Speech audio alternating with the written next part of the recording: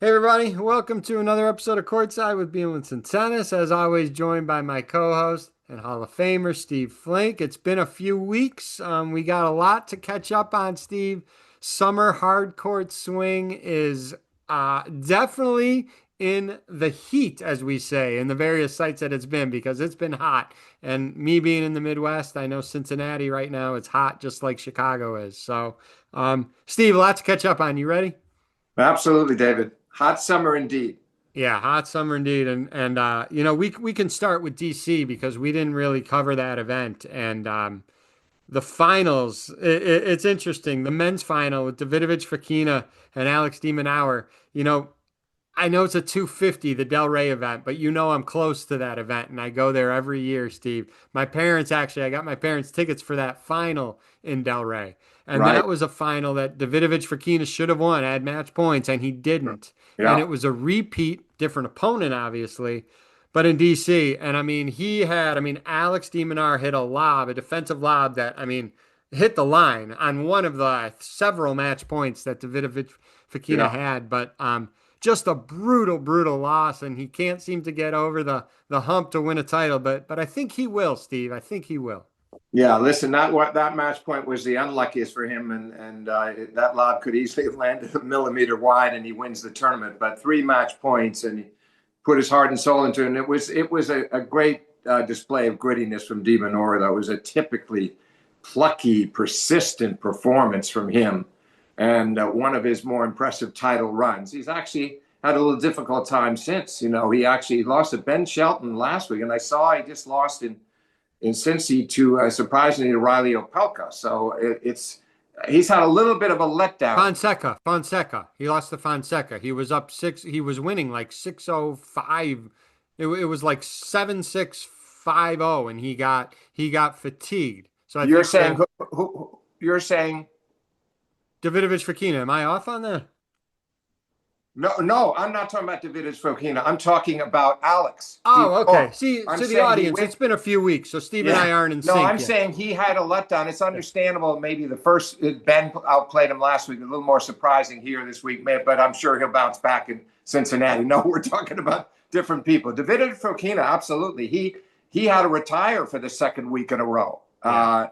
Maybe all that work in DC and Canada, and now here in the last two events, he's had to retire with injuries, and it looked a little suspicious to me. The one against Rublev in the previous tournament, and this one, he had Fonseca a set in 4-2, lost three games in a row, It and was then 4-0. It was 4-0, 7-6-4-0. okay, well, I picked it up at 4-2, so he ends up going down 5-4 and then quits.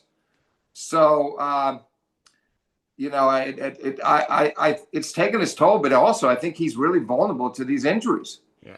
Yeah. Sorry. And again, for the listeners, sorry for the confusion. Again, Steve and I take a few weeks off. We're not always lockstep, but he was talking about Alex. I was talking about Davidovich Fokina. Hey, that final in DC, really, really classy and good sportsmanship from Alex afterwards. A lot of people posted on social who didn't see it live. I was watching it live and then obviously saw the stuff on social. He went down, sat down next to Davidovich Fokina and sold them. They both talked about the respect they have for each other in the interview, the trophy presentation. Really cool by Alex, and I don't think either of us would expect anything less from him. No, no, he's a complete professional, and that was incredibly sporting, and he knows how it feels. He's lost his share of tough matches, and he was nice enough to say that he was lucky.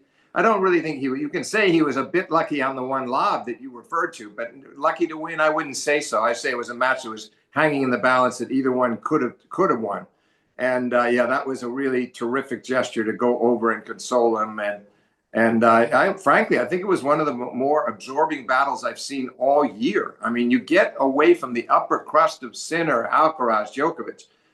This was the best I've seen outside of that trio. Just a phenomenal match. It was a phenomenal match, and you gotta wonder, like, as those match points start getting away from him, does he think about the Del Rey final where he had match points in that one Well, too? I would think so. I would think it's sort of hard not to get that out of your mind when you're trying to break through and get a title. And he's been working so hard for it. It's been one of his primary goals. So I got to believe it slipped into his mind. And unfortunately for him, he was playing a much tougher opponent, a much more experienced, accomplished opponent this time. And I hope he'll keep that in perspective going forward. He lost to a first-rate adversary. Agreed. Hey, we talked about the struggles of, with Davidovich Fokina or even Alex after this tournament. Say the same for Leylah Fernandez, who won in DC, but she's lost her first match in Montreal and she lost her first match in Cincy. So she hasn't won a match since winning the title in DC. Yeah. This can happen. I can normally see it like back to back, but now you have 12 days. Some of these tournaments are now 12 days. You have enough time to recover. The Cincy loss, she would have loved to have a couple wins in that tournament, obviously. Yeah, what's interesting is she made a comment after winning the title, after she won her title, that it hadn't been a good year. It was kind of like, I'm making up for a lousy year. It's like, and I kind of took that to mean, okay, no more nonsense. You're going to see me playing really well. I'm going to build on this. Listen, hopefully the memories of the U.S. Open 4 years ago will come back to her. There's a lot to look forward to, but it is surprising. I did expect it to be more of a boost and that she'd post some better results. Let's hope she does at the U.S. Open.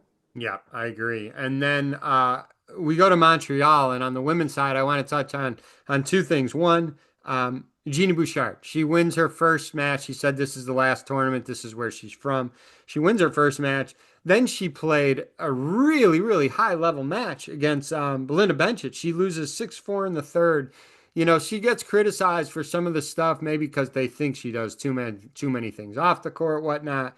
You got to remember, she was a finalist at Wimbledon when she was really young, and she had some good results throughout her career. People can have their own opinions, but it was nice to see her play so well in her last tournament. And people are like, well, why retire? She's playing so good. That's not the whole picture. People can play very well for a short span. To do the training and prepare your body and do all this week in and week out, that's a whole nother ballgame. And she herself said, it wasn't worth it anymore to her. Yeah, no, I think it's a wise decision. I think that a lot of fans probably forget the big year that you mentioned with the Wimbledon final that she lost to Kvitova, coupled with two semis leading up to it at the previous majors, was 2014. Mm-hmm. So we're talking 11 years ago. She went through a lot of that. She had the incident at the U.S. Open a couple of years ago, and a couple of years later when Connors was working with her, with the really unfortunate accident in the locker room that led to a lawsuit. She had some tough breaks, no doubt about it. But very appealing player, nice farewell. Actually, up a break, had a chance to finish Bencic off, but kind of fittingly, that's why you retire. You kind of know that those kinds of matches are not going to be yours anymore. The ones you once could win in the clutch, you no longer do. But it was a nice farewell for her at home. The story of that tournament on the women's side, though, was Victoria Mboko. I mean, started the year 333. Her live ranking after winning it is 25. She beat 4 different major champs, Steve. She beat Coco Gauff, Sofia Kenin, Elena Rybakina, and Naomi Osaka. I mean, that's a heck of a run to win that tournament. She was so poised in all those matches, and the Rybakina match. I mean, she beat Coco pretty decisively. Rybakina, she loses the first set 6-1. She battles back in the final against Naomi, who lost the first set 6-2. It was a little closer than the score indicates it for 6-2, but still another remarkable comeback in the final too. And yeah, she's so quick. She's cunning. She stays in point. She has no business winning. She wins points that look clearly lost, knows how to defend. Forehand needs a little improvement maybe, but boy, overall, fast, determined, smart. She's got so much going for her. Now, on the negative side of the ledger, it was really a shame that the final, which on paper might look like quite a good match. The Naomi wins the first and there's a 6-4 second to the Canadian, and then the third set pretty clear cut for the Canadian as well. That it was not a good night for Osaka in the sense that she'd been. Now you talk about runs. She also had a terrific run to the final. She beat Ostapenko. She had a win over Svitolina. Towson, who had beaten Iga Swiatek, she beat her. And all of those are straight set wins after saving match points against Samsonova. So she had a great week. And I think in her mind, she went out on the court fully believing this was going to be her title. Not taking her opponent lightly, but believing that the way she was playing, nobody was going to beat her. And it started that way. She played a really good first set, had some tough service games that won at 6-2. And then the beginning of the second set, things started to go awry. And she actually lost her first 3 service games. She broke back twice, but finally the set got away from her, and she took a break after the second little bathroom break, and competed okay for a while early in the third. But her attitude was really, it was pretty unprofessional, frankly. You know, there were times that it looked like she wasn't even trying, and she didn't want to be. She wanted to be anywhere else but on a tennis court. That's what I felt. I think it's hard to know all the reasons, because I know she did a brief press thing later and had a very brief speech in the presentation. What's not clear to me was she upset because she just wasn't happy with how she was playing, and she was not finishing points off the way she would have liked. 6-8 shot exchanges where she opens things up to hit an aggressive shot or a winner? Or was it that the crowd was, who were understandably completely for her opponent? Why wouldn't they be? It's a young, promising, terrific Canadian. Naturally, they're going to cheer for her. I didn't feel that they were rude to Naomi. But then she doesn't mention her opponent in the post-match speech, which is pretty unheard of, and said later that she forgot. Well, I'm sorry. That seems to me a bit of a lame excuse. I like Osaka very much. You and I have talked about it through the years. I'm a big admirer of her winning her 4 majors and the way she normally can comport herself on a court. But this was not a shining hour for her. I was just disappointed in the match itself and then what followed. And somehow it seems very self-centered to me. And it takes me back to, an experience that was pretty terrible for Naomi when we all felt for her back in the U.S. Open I think it was the fall of 2018. I think it was the U.S. Open. Yeah, 18. And we all remember what happened in New York. And that was, also a home crowd for Serena, as you would say. But yeah, it was weird. She wasn't hanging in there in points. She was going for shots that she had no business going for. She was ending some points early. It just looked like she was miserable out there. And, a lot of times you feel for these, she's been open that she's going through some stuff over the years. And you just hope that, she gets help with what she needs, and she's more happy to be on the court than obviously what she looked during that final, because that was tough. Well, you're right. You're right. Absolutely right about all those things. And she was very open in the past about struggles and mental health, et cetera. And I admire her for that. And what's puzzling about this is she'd had a great week. All those wins that I mentioned. She's in the finals. She's won the first set. Then it was almost like she said, let's just get this over with. I deserve to win this title. Get out of my way. I don't know what was going on. You have to expect that somebody as good as this is going to press you.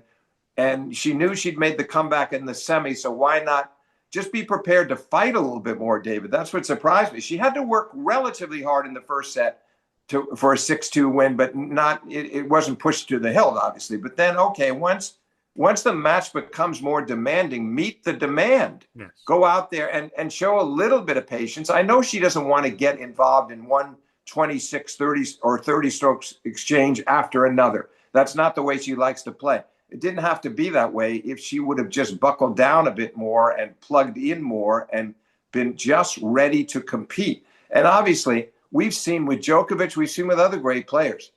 Crowds against you, the best way to handle that is to silence them with your best play. She did that well in the first set. The audience was pretty quiet throughout that first set because they didn't have that much to cheer about. So that should be your attitude. And it really surprised me, David. She's been around a long time, and she was on the cusp of rewarding herself with a really nice title, the biggest one she would have won outside of the slams, and unfortunately didn't. On the other hand, she's actually gone to 25 in the world now, and she's going to be seeded at the U.S. Open. That's good news. I just hope that this doesn't linger with her and the fans, because I think it got a lot of play. You're maybe do more. You're on social media. I'm not there much, but I read a lot of articles that referred to social media where fans were highly critical of her. And I hope she doesn't get defensive about that. I hope she realizes, you know what, I didn't honor myself and I didn't honor my opponent. I could do better than that. And usually she does. And you're so right. The 2018 final against Serena Williams at the U.S. Open was marred because Serena was very upset over a coaching violation. Patrick Mouratoglou he got called for it, and obviously she got a warning, and that set her off. And then it ended up being she got more penalties after that, and it left kind of a pall over the contest. It was unfortunate. Serena tried to make amends in the presentation afterwards with Naomi, but it left a bad taste with many people, and it was unfortunate for Naomi because that was her first of the 4 major titles that she's won. Exactly. So to have it colored by that, to have it marred and in some ways ruined, certainly to a degree, it took away that taste of victory that she should have had, the sense of really having accomplished something remarkably big. And you're right, all the more reason not to be on the opposite end of that scale this time and be the one who's a bad sport. Right. Agreed. All right. Well, let's flip it over to a more positive spin because the men's field in Toronto, that was some tournament. And, as 2 Americans, Steve, we've been starving for a Grand Slam champ since Andy Roddick in 2003. And Andy says he hates being the answer to a trivia question. And yeah, we're going to be the first to say that Jannik Sinner and Carlos Alcaraz did not play in Toronto. That said, Ben Shelton beats Kabali, Demonauer, Fritz, and then plays an unbelievable match against Karen Khachanov, wins 7-6 in the third. Heck of a tournament for Khachanov too, but here's why I'm excited for Ben. I think he's playing, forget Alcaraz and Sinner right now. They're at a different level than everyone else. I think when Ben is playing well, and as long as he's getting consistent, and he was winning long baseline points against guys like Alex, who normally you would give the advantage to Alex. And I know Alex didn't play his best match that night when Ben beat him, but Ben Shelton is nowhere near his peak, Steve. He's still improving. And I think, Steve, because of that, because he's nowhere near his peak, I don't know if you can say that about all the other top Americans. I would think they're pretty much close to their peak already. Ben has much more room to go. I think he can be the one to be a slam winner for the first time since Andy Roddick in 2003. Look, go back to some of the podcasts that we did a couple of years ago, maybe early 24, so after US Open 23. I know that we've touched on this, and I know that we were in accord that of all the Americans, he had the biggest upside. And I've felt that certainly since the 23 Open, maybe even since the Australian earlier that year, but no doubt since the 23 Open when he lost to Djokovic in the semis, that you look at his potential and it's greater than any of them. The nice part is that Fritz is actually improved. I mean, he's proven me wrong because I thought he would have a very hard time maintaining that base at number 4 in the world this year, that he'd slip to somewhere near the bottom of the top 10. But no, the way things are looking, I think that both Shelton and Fritz are going to end the year in the top 5 in the world, the way things are going now. He's gone up to 6, Shelton. He's already made the move to 6. I think he'll climb into the top 5. And Steve, I would just add, I'm not even looking at rankings right now. I'm talking about upside and room to still improve. Ben still has so much more room to go that the ranking is going to take care of itself, I think. Well, it will, but I'm just tying that in, that he's being rewarded for the improvement he's made already. Yes. And yeah, in terms of the upside, eventually, I think he's going to have a crack at winning a major title. I think maybe 2, 3, 4 major titles before he's through. It's got to go step by step, but he's already shown he can get to the latter stages of majors. And Steve, we know about his serve. Were you surprised at the consistency that he had in the tournament in Toronto? Because he was really consistent from the baseline. He was. Now, nonetheless, what's an interesting thing about that week, and that's why I liked that afterwards, he wasn't just patting himself on the back. He was talking about what he learned and what he knows he still needs to improve and what he's doing well. 3 matches go to the tiebreaker in the third.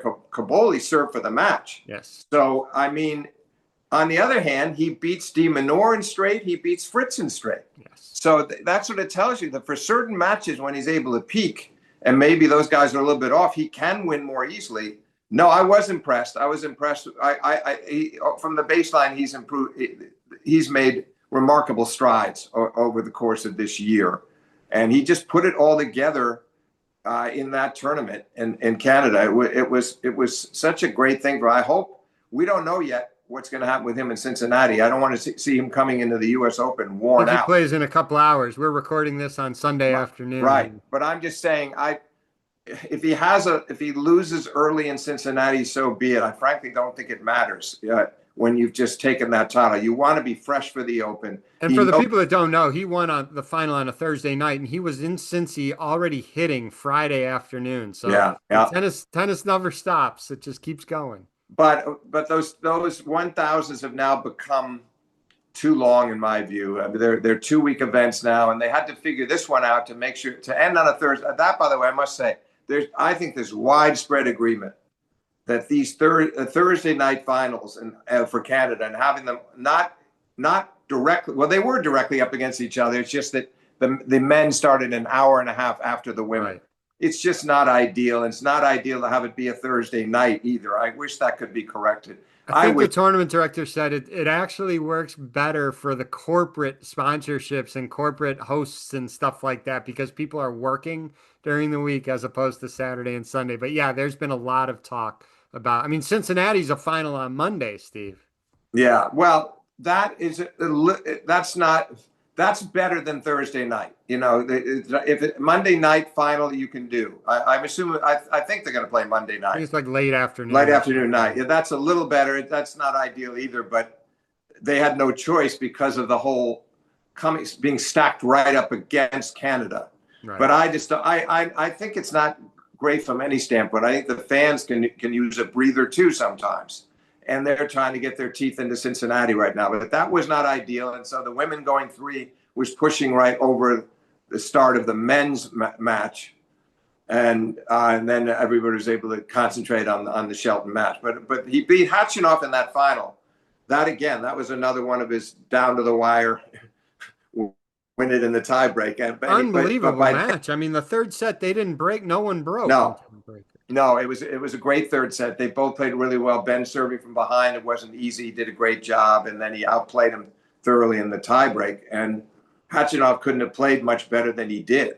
And no, I think I think Ben is. I don't think it matters that much. And you and I were texting about this. Even when he was in the semis, I'm thinking, it doesn't really matter that much what he does in Cincinnati. You knew he was getting the preparation. But then to win the title, the biggest of his career. And also, I don't think he's letting it go to his head. His father should be regarded to me as the coach of the year. I think Ben's biggest weapon, they talk about his serve and stuff. I think his biggest weapon is having his father as his coach. No, his father, he's mild-mannered, he's smart, he's always so positive out there. You hear him, he gets mic'd up sometimes. No, you hear him during the match, but I'm sure there's just as much of that behind the scenes prior to the matches, after the matches. But he talks to him as if Ben was playing a high school match, at home, and there's not too much riding on it, but let's try to win this. He keeps it all in perspective. And that's something most tennis parents understandably have not been able to do, whether they coach their kids or not, whether it's Tsitsipas's father or not. Not all tennis parents have been on the professional tour like Ben. No, it's true. Brian Shelton again. That helps him, but on the other hand, I can think of a lot of players who would have experienced what his father did, what Brian did, and not be able to handle this well. Agreed. Now they're on the opposite end of the pole, and suddenly they're sitting there nervously in the stands. But somehow he keeps his nerves in check, and never seems to get negative. Never. So he was like that in college too, when he was at the University of Florida when they won the NCAAs. Like he hasn't changed. That's just his demeanor. And I remember him playing, Steve, and you remember him playing too. Yeah. Brian was always mild-mannered playing as well. Yeah, it's true. Although, he didn't reach this level. I mean, he wasn't not heading for he wasn't going to number 6 in the world. But you're right. His demeanor was like that, and his demeanor has not changed. And I can't see this father-coach relationship changing much either. I think it's going to last a long time, that he'll continue to be able to help it. And then maybe at some point, 5-6 years down the road, that, Brian, his father doesn't want to do this any longer. He doesn't want us to stop trying. But by then he will have passed along so much wisdom that Ben can't go wrong. Well said. I guess Steve, I'll ask you. I mean, do you see him being the first guy since Andy Roddick to win a slam? Oh no, that's what I'm saying. I think I've said it with you. I think we both said it a while back. Yeah, I do. I do. I don't know. I don't think it's going to be this U.S. Open, although I No. wouldn't count him out. I wouldn't count him out, but I think it could happen next year. If it doesn't happen next year, it likely could happen in 27 because as tough as Alcaraz and Sinner are, there's going to be, there'll be days. They've managed to win the last 7 majors between them. They're starting this new dynasty, reminiscent of the big three. On the Yeah, other, there's two. There's not three this time, so right. that's good for Ben. Yeah, that is exactly. But I'm just saying it just takes a little bit. It's kind of like what we discussed with Djokovic. At this stage of his career, what does it take to win that 25th? Well, maybe one of them has to lose. You don't have to go through both. Well, Right. that might be what Ben needs somewhere along the line. Somebody else beats Carlos, and then it's just coming down to Sinner, or somebody else beats Sinner. More, even better for Ben because that matchup is not as good for him as the Alcaraz one. And then, he peaks and beats the other one in the finals. Who knows? But I just think he has the mentality, and he's learning to be more cunning and strategic with his serve, and he's unleashing it more. And the location is better now too. There are a lot of things that are improving. I didn't think that was there fully at Wimbledon against Sinner, but for the most part, it is there, and it was clearly there in Canada. So And he uses the slice on the baseline rallies very well. His backhand yeah, slice to yeah, he change does. up pace and stuff like that. Yeah, So he does. he's Mixes got it a in. lot in his game to like, Steve. There is. You're right. And he's very explosive off the forehand. He's learning to come in more effective.